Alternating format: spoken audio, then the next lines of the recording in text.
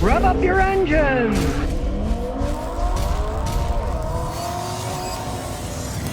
Dan Bish says, Scotty, are you going to drive the new GR Corolla? Only if somebody buys one and brings it to me. Toyota will never send me vehicles. All these people accuse me of being a Toyota fanboy, and they pay me money. They sent me cars once, and they never did again because they didn't like how I commented on problems with the cars. No manufacturer's probably ever going to send me cars again because they don't like honesty, you know? They don't like somebody saying, okay, well, this part's good, but this part really stinks, right? Now, I'd love to drive one. I certainly would never buy anything new like that because it's a 3-cylinder turbo.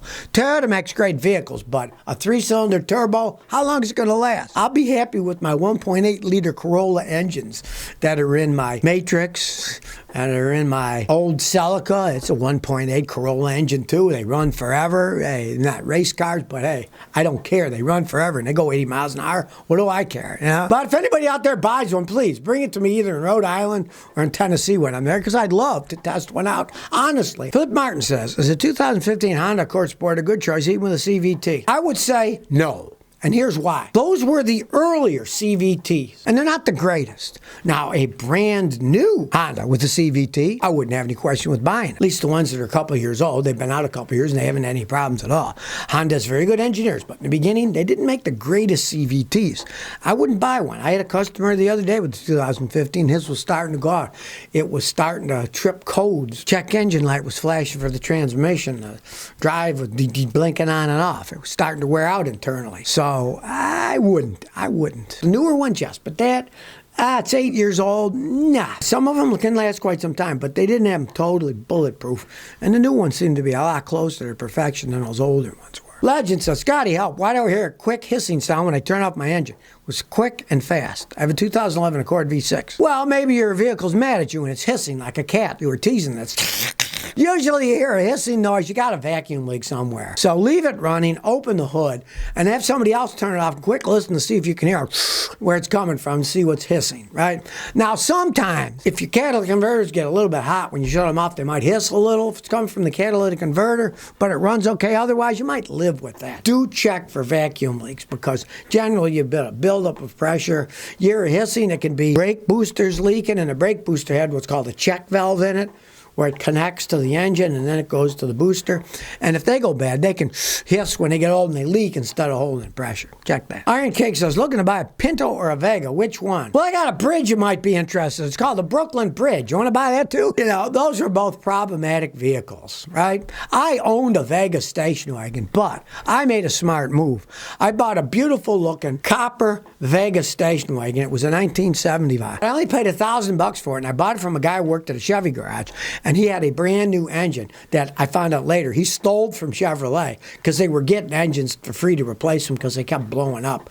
So they coated them, it wore off, and they burned oil. So he got a brand new engine that he took from them for nothing and put it in. So I got a car with a brand new engine for $1,000, drove it around for years, and it didn't burn oil because it was a brand new engine, right? So I didn't care. Now, the Pintos, they were rust buckets. A lot of them had French transmissions that were kind of crappy. So I would have to say I'd probably get a Vega versus a Pinto. Vegas were a little bit zippier, but I want one that had a replaced engine. I wouldn't want it with the original engine unless you're willing to rebuild the whole engine and put the cast iron liners and everything in it, rebuild it correctly. Paul Andrews said, what's the best way to store a car for long periods of time? I have a Chrysler Crossfire, 27,000 miles. Should I put it on stands to keep the tires off the ground? Yeah, if you are. You know, the tires on the ground, they get squashed flat and they rot. They'll still dry rot sitting up in the air, but at least they don't have the weight on them squashing them out and making the belts stretch out and have problems. So yeah, and you believe it or not, you're better off leaving it with a full tank of gas, but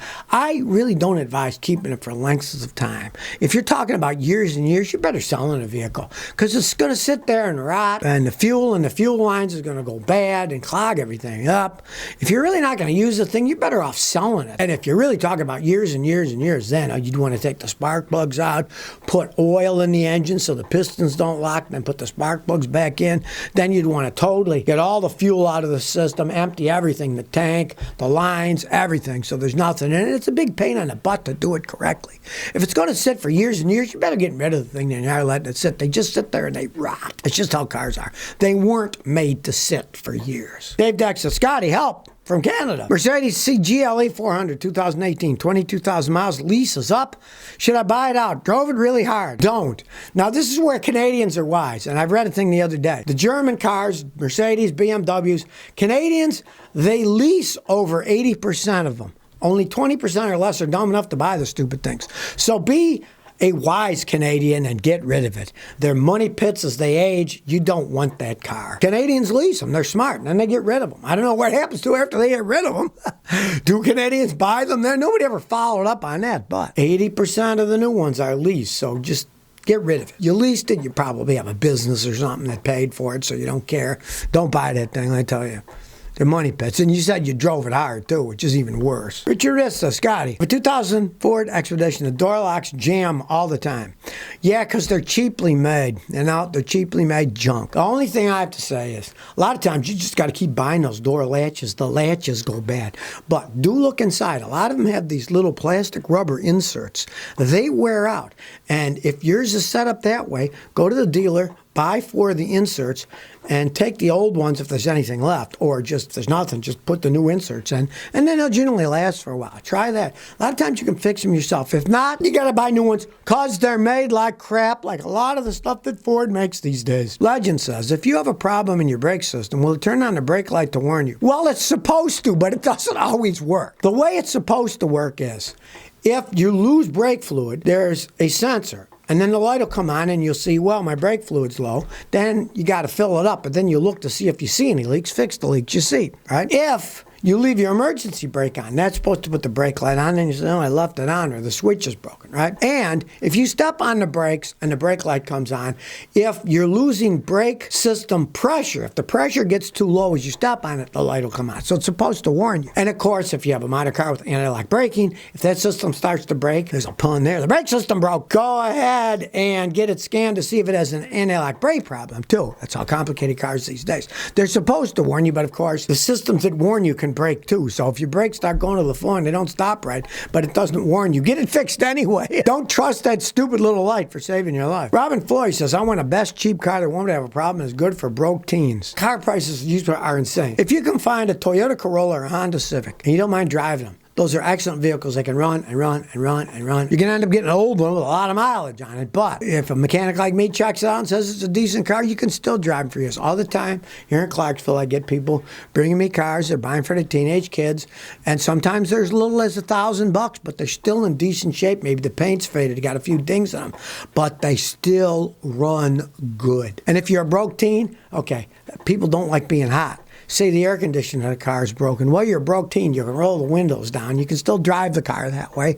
I drove all my teenage years with no AC. I didn't have a car with a working air conditioner in it until I was like 26 years old. So you can live without air conditioning, but most people won't. So the price of a car with no AC goes, and you can buy it that way. Save a lot of money. Josh Snooze said, I paid $1,100 to have the spark plugs and one ignition coil changed my 99 ES300. Did I get ripped off? Well, I'd say you got ripped off. The last time I did one of those, I think I charged $500. Now, you do have to take the manifold off and la-di-da-di-da-di-da, but that's what the dealers charge, you know, that's the price that they charge. And some mechanics will charge it, but you can usually find a guy that'll do it for $500 because the only thing he's buying is the coil and the 6 spark plugs.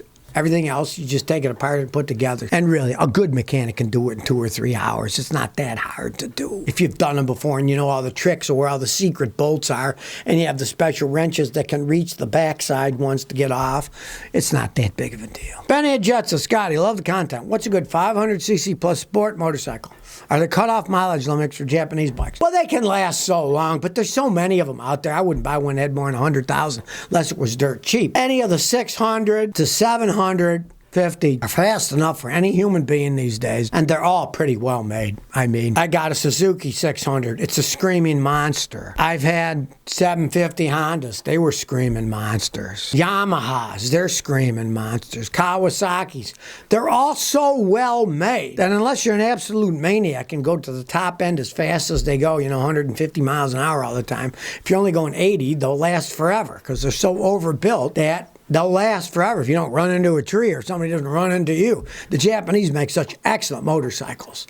I mean, it really doesn't matter. Yamaha, Honda, Kawasaki, Suzuki, they all make excellent motorcycles. It's just how much you want to pay and what's out there. And there's a good time to buy it now. In the fall and the winters when you buy a motorcycle, you get a better deal then. So if you never want to miss another one of my new car repair videos, remember to ring that bell.